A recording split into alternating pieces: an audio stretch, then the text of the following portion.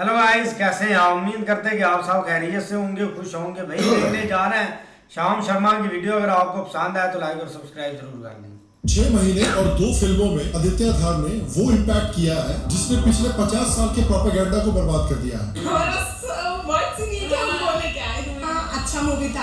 अगर किसी ने अगर ज्यादा एंटरटेनमेंट किया तो वह जमील साहब राकेश बेदी, और मेरे को लगता है उसको नेशनल अवार्ड भी मिल सकता है। भाई ये पिक्चर स्टार के लिए है ही नहीं, इसको आप जितना दोगे उतना कम है।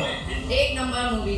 जिस तरह शोले के बाद 40 सालों तक वो एक लैंडमार्क फिल्म बन गई थी इंडियन सिनेमा की तरफ, उसी तरह से ये धुरंधर सीरीज भी एक लैंडमार्क फिल्म मानी जाएगी। अब ना सिर्फ दूसरी इंडियन स्पाई मूवीज को बल्कि दूसरी इंडियन मूवीज को धुरंधर के स्टैंडर्ड्स पर एनालाइज किया जाएगा। धुरंधर देखने के बाद वायरफ की स्पाई मूवीज ऐसी दिखती है।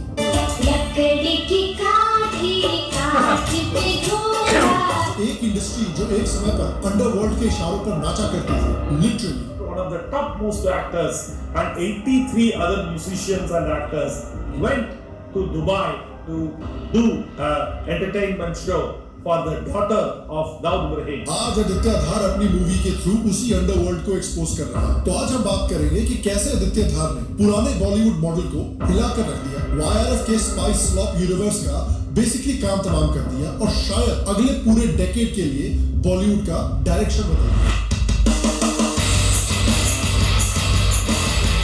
हेलो श्याम शर्मा शो के इस एपिसोड में आपका बहुत बहुत स्वागत है। मैं हूँ सेकुलरिज्म का सीईओ श्याम शर्मा और आप सबको तो देखिए, धुरंधर द इवेंट देखने के बाद एक जर्नलिस्ट ने इस मूवी को रिव्यू करते हुए ये कहा, नरेंद्र मोदी के दौर में जिस तरह की फिल्में आ रही हैं उसी का एक नया सबूत देखने को मिल रहा है। जहर का एक नया इंजेक्शन, या जिसको कहा जा रहा है कॉकटेल आई है एक ऐसी, जिसमें मर्दवाद, जिसमें बहुसंख्यकवाद, जिसमें मुस्लिम विरोध, जिसमें पाकिस्तान विरोध। अरे बस दीदी, समझ में आ गई बात। इनका कहना है कि प्रोपेगेंडा आज शुरू हो रहा है, लेकिन देखिए प्रेजेंट को समझने के लिए अक्सर पास्ट में जाना काफी अच्छा रहता है। तो चलिए हम सब मिलके पास्ट में चलते हैं। 1970s में कई ऐसी फिल्में निकल के आई थी जिसको सलीम जावेद जैसे सेलिब्रेटेड राइटर्स ने लिखा था। इसमें हीरो 786 का बिल्ला पहनता है और भगवान का मजाक उड़ाता है। और ये देखिए सर, ये क्या है?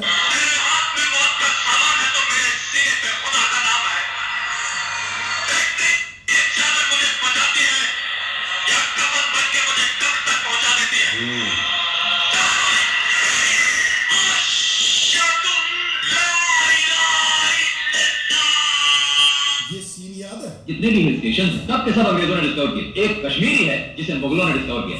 अच्छा हाँ, क्या मुगलों का तो जवाब ही नहीं। उनका म्यूजिक देखिए, पेंटिंग देखिए। और हिंदुइज्म का ट्रीटमेंट जरा देखते हैं।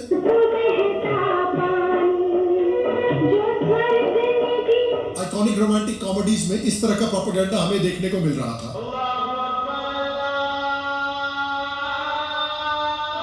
खुदा की रहमत का सुना था, आज देख भी लिया। हैदर फिल्म याद है? सीधे सेपरेटिस्ट प्रोपेगेंडा। राजी फिल्म जो है इतनी खराब थी कि हरिंदर सिक्का, जिनकी बुक पे राजी फिल्म की स्टोरी बेस्ड थी, उन्होंने आके पब्लिक स्टेटमेंट दिया था कि राजी का क्लाइमैक्स पूरी तरह से बदल दिया गया था। राजी की जो हमारी हीरोइन है सहमत, वो एक्चुअली बहुत प्राउड थी अपने काम से, बहुत बड़ी देशभक्त थी, लेकिन मूवी में उसकी स्टोरी बदल दी गई। मूवी में उसको दिखाया गया कि वो अपने देश से डिसगस्टेड थी और वो पाकिस्तानियों पे जासूसी नहीं करना चाहती थी। राजी में एक बड़ी दुर्घटना हुई मेरे साथ में। ये फिल्म में जब सहमत वापस आती है तो सच्चाई में अगर आप कॉलिंग सहमत पढ़ेंगे तो वो तिरंगा को सल्यूट करती है।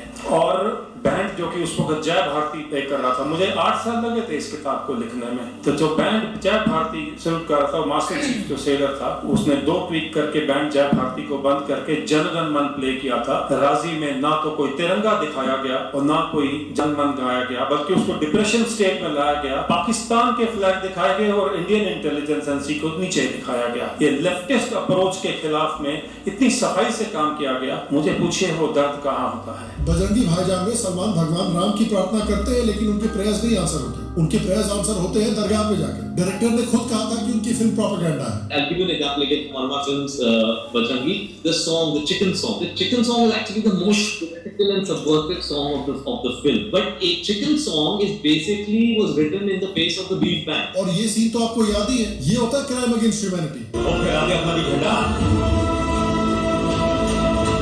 और देखिए इस तरह की जो फिल्में हैं, इस तरह की जो सीन्स हैं, उसके 2 बड़े रीजंस हैं। एक बड़ा रीजन तो है कि भाई बॉलीवुड का जो एवरेज फिल्म मेकर है, जो एवरेज एक्टर है, उसका यही एटीट्यूड है, उसको पाकिस्तान से बहुत प्यार है, उसको इस्लाम के लिए बहुत रिस्पेक्ट है, लेकिन वो लिबरल माइंडेड भी है और जितना लिबरलिज्म वो पेलना चाहते हैं, जितना ज्ञान वो पेलना चाहते हैं, सारा भारत की तरफ, सारा हिंदुइज्म की तरफ। तो एक तो ये है, लेकिन उसके साथ साथ एक और डार्क एस्पेक्ट है बॉलीवुड का, जो शायद धुरंधर एरा में लोगों को याद रहा। एक समय था बॉलीवुड में जब बॉलीवुड को अंडरवर्ल्ड कंट्रोल करता था। 1980s 1990s में डी कंपनी ने बॉलीवुड में पैसा इन्वेस्ट करना स्टार्ट किया।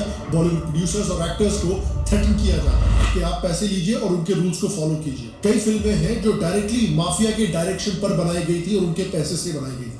There are people who work continuously in Mumbai to keep this larger than life image alive by writing books, by producing movies and for example, Daddy 1 and 2 made on Arun Gavli.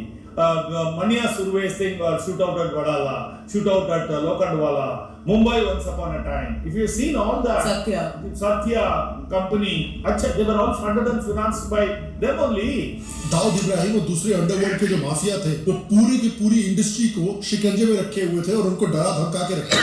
ये सुनिए। I know as an immigration officer, one of the topmost actors and 83 other musicians and actors went to Dubai to do entertainment show for the daughter of Daud Ibrahim.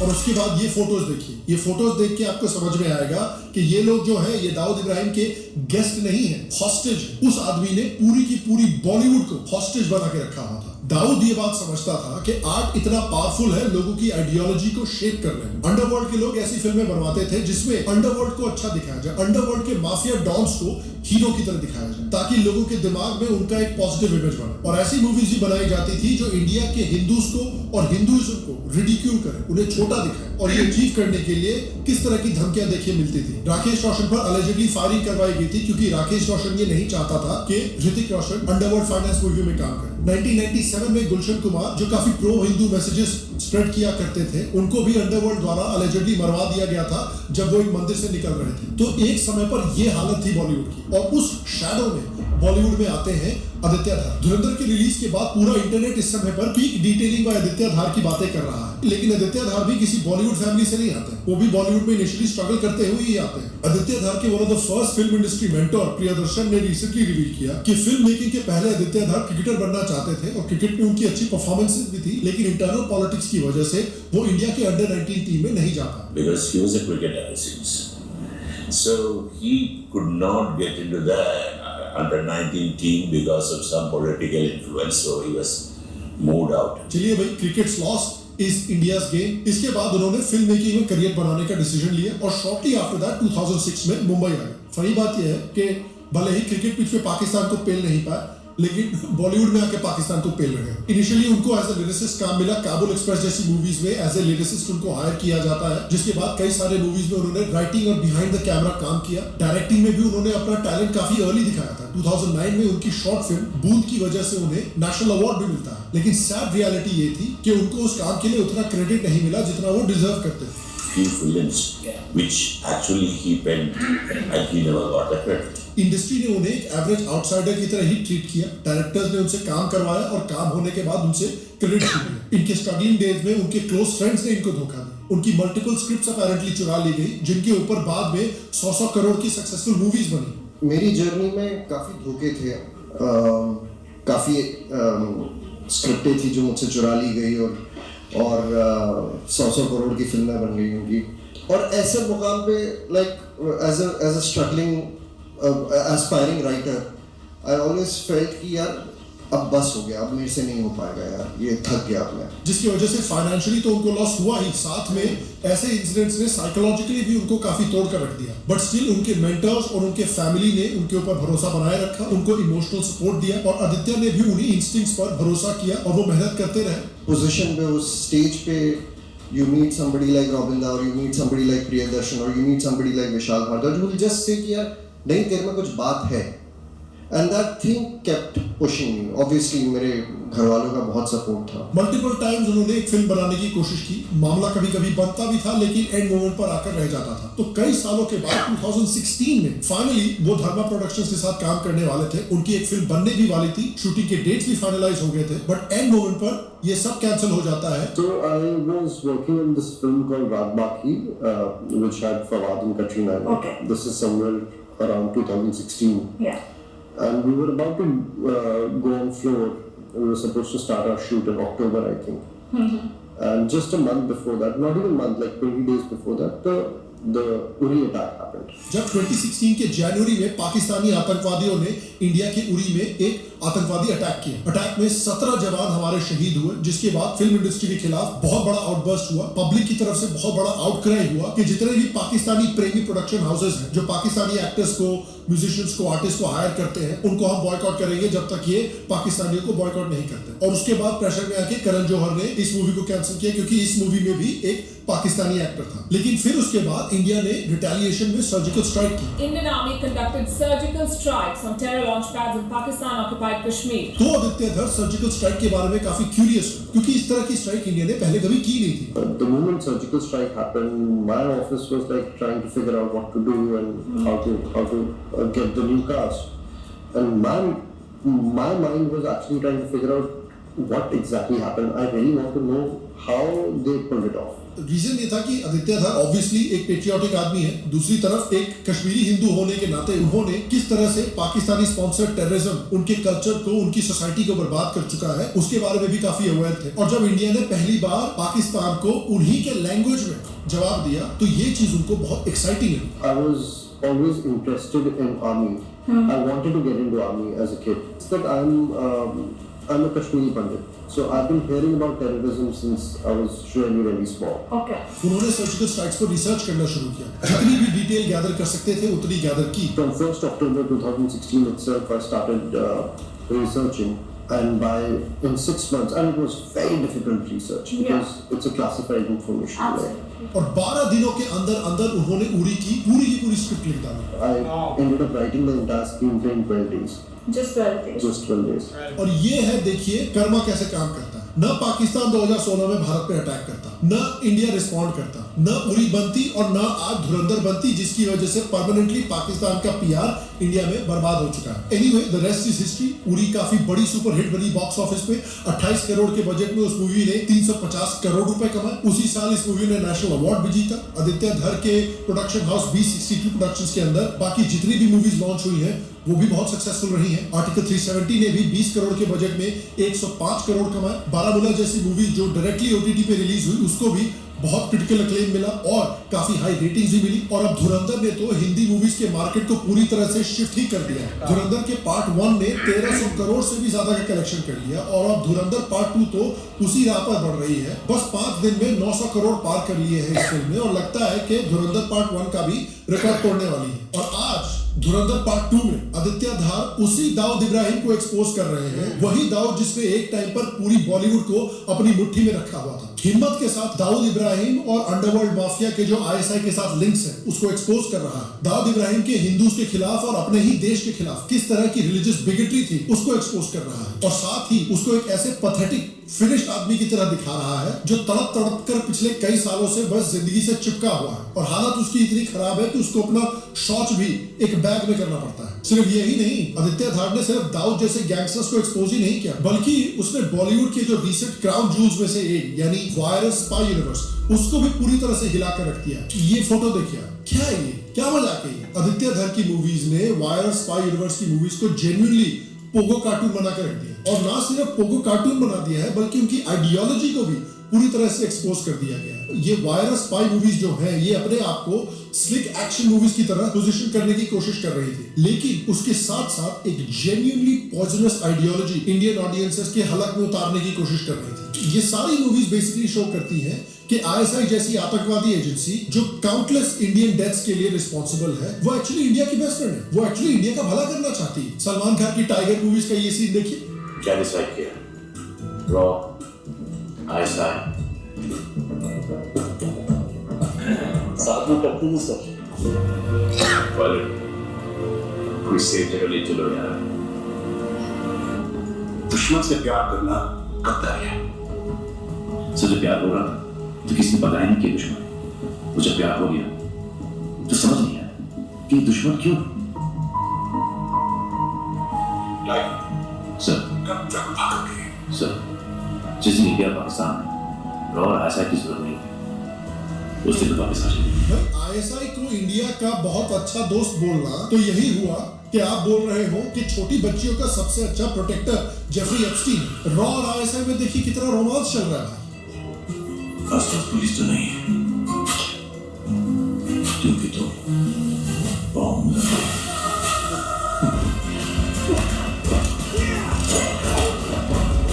खून खौल रहा है आपका? अभी रुकिए, अभी और खौलाता हूँ।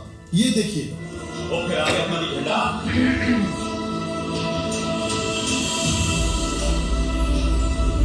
इतना पूछ रही है भाईचारा में इनको इतना इंटरेस्ट है। किसी आईएसआई वाले से वंदे मातरम बोल के दिखा दे, किसी आईएसआई वाले से भारत माता की जय बोल के दिखा दे। तो मैं बहुत खुश हूँ कि इन मूवीज को भी पूरी तरह से एक्सपोज कर दिया गया। और आदित्य धार के बारे में स्पेशल बात यह है कि वो इस समय पे इंडियन सिनेमा के एक रेनेसांस के वैनगार्ड पर है। जो बॉलीवुड की मेंटल स्लेवरी रही है पिछले 60 सालों की, उस मेंटल स्लेवरी को आदित्य धार तोड़ चुके हैं। और वो देश की जो रियलिटी है, इंडिया के कल्चर की, इंडिया की सिविलाइजेशन की जो रियलिटी है, उसको ऑडियंस के सामने डाल रहे हैं। ये पहला रिस्क सक्सेसफुली एस.एस. राजामौली जैसे डायरेक्टर्स ने लिया था। एक ऐसे समय पर जब सक्सेसफुल मेन स्ट्रीम मूवीज बन रही थी, मुगल्स के बारे में, जोधा अकबर जैसी, उस समय पे एस.एस. राजामौली ने बाहुबली जैसी बड़ी रिस्क ली।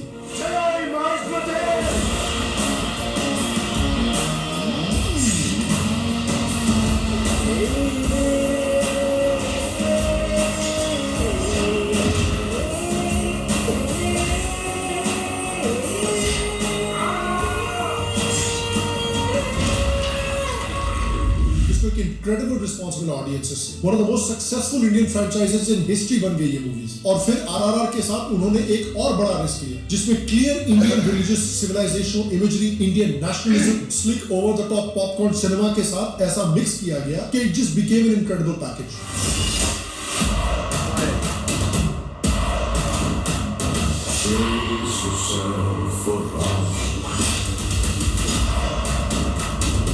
ऐसा पैकेज कि भैया पूरी दुनिया पागल हो गई इसके बाद। दुनिया भर के लोग आरआरआर की बातें कर रहे थे। अमेरिका, यूके जैसी जगहों में ये फिल्म नेटफ्लिक्स पे ट्रेंड कर रही थी टॉप 10 में। और recently Baahubali the eternal war के ट्रेलर ने तो पूरी सोशल मीडिया पे आग लगा दी।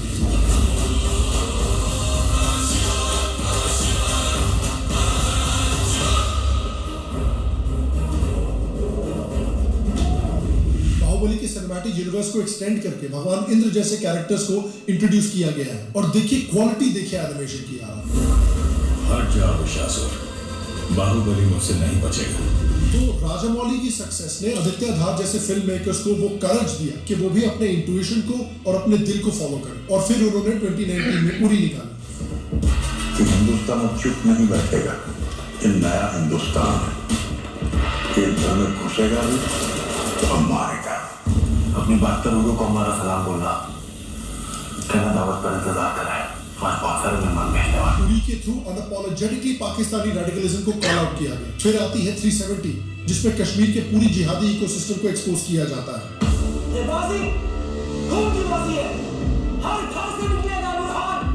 तुम कितने बुरहान मारोगे?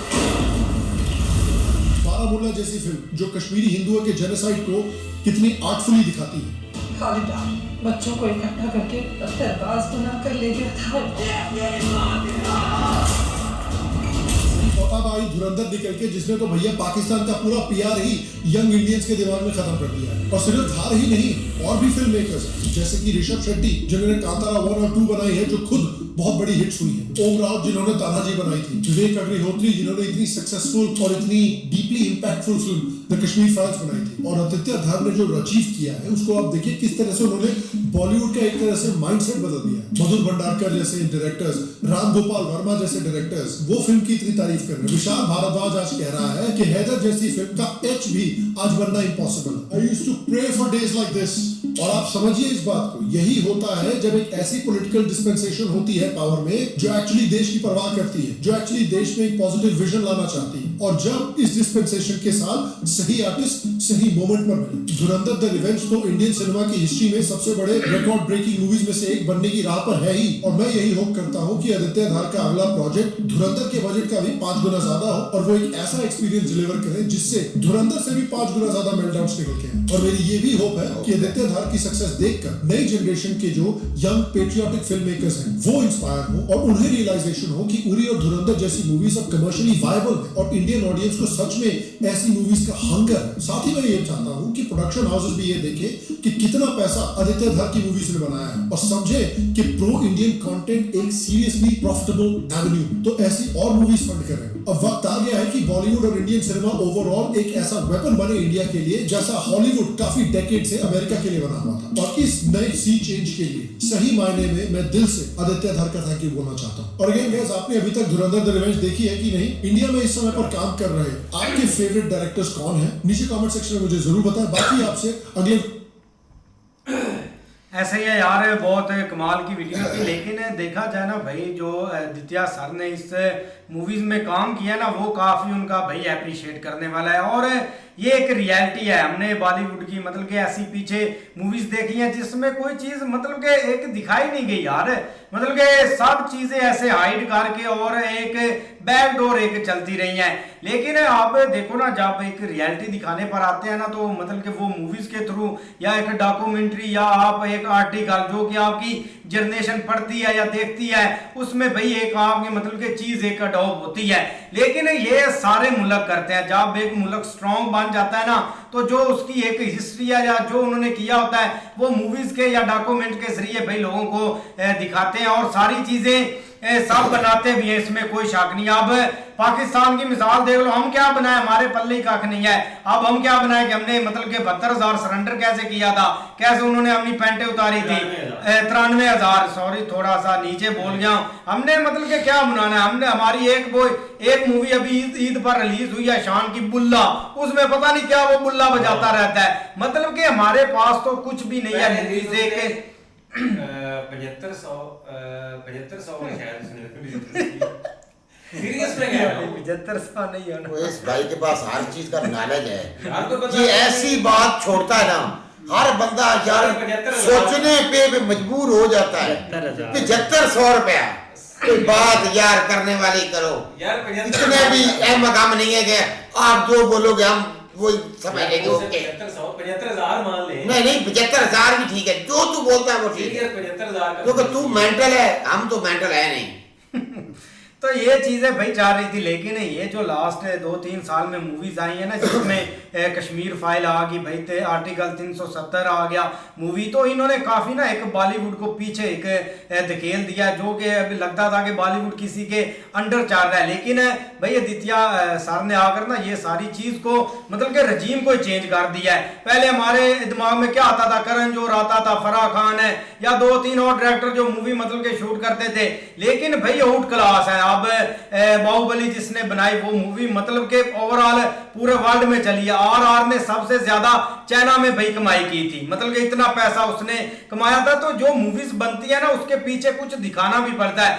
अब इन्होंने क्या मूवीज बनाई है, शाहरुख खान ने भाई पठान, उसमें स्पाई क्या कर रहा है, सलमान खान और ISI राज ये सब इकट्ठे हो रहे हैं, ये क्या हमें दिखा रहे हैं। मतलब कि ये कोई सीन एक जस्ता नहीं है जो मूवीज एक बनती है। लेकिन भाई जो धुरंधर 1 और धुरंधर 2 है ना, इस मूवी ने बहुत सारी चीजों को मतलब के पीछे छोड़ा भी है और बॉलीवुड को भाई एक आईना दिखाया है। अब आप देख लेना नेक्स्ट जो भी एक मूवीज आएगी ना वो इस चीज का एक निचोड़ होगी। ये बॉलीवुड अपनी मतलब के जो साइड है ना वो जरूर चेंज करेंगे। लेकिन रियलिटी बेस पर मूवीज बनी है बेसिकली, जब हमें भी चांस मिला भाई हम भी देखेंगे क्योंकि काफी चीजें एक उलझ हो जाती हैं। अब हमारी जो नोट्स बुक है, सॉरी एक हमारी जो बुक्स है स्कूल में उसमें गलत हिस्ट्री है। आप टोटल ऑल यार ये इतना झूठ बोलते हैं, इन्होंने पूरा वर्ल्ड एक कवर किया है न्यूज के जरिए। मतलब कि पाकिस्तान आर्टिकल छापने में गलत एक माहिर है, तो इन्होंने ये एक माइंड हमारा वॉश किया हुआ है। लेकिन अगर ये रियलिटी अभी भी हमारी जनरेशन को दिखा देना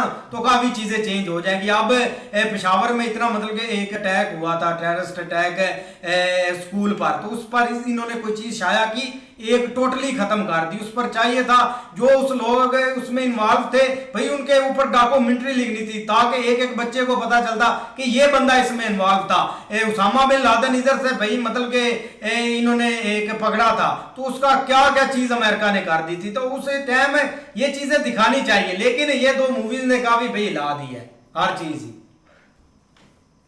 बिल्कुल यार, काफ़ी अच्छी वीडियो थी। और अब धुरंधर की बातें हो रही है हर तरफ, और इंडिया में तो कोई मतलब इस चीज़ के, इंडिया में क्या भाई हर तरफ धुरंधर की बातें हो रही है। जिस तरह मूवी उन्होंने बनाई है ना, आग लगाई हर तरफ, क्योंकि उसमें बहुत सारी ऐसी चीज़ें दिखाई गई हैं कि जो आज तक किसी मूवी मेकर ने कवर की नहीं।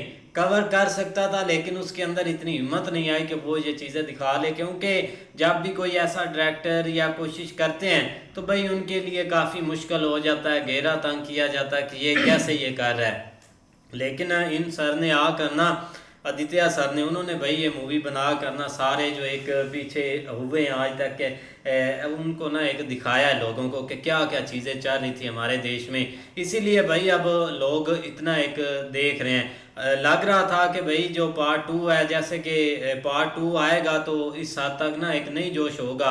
पहले दिन भी यही लगा था कि धुरंधर 2 के पल्ले कुछ भी नहीं होगा या यही चीज़ें। भाई जैसे ही वो चली है, वो एक ट्रेंड में आई है तो लोगों ने सारे रिकॉर्ड ही तोड़ दिए, जाके देख रहे हैं।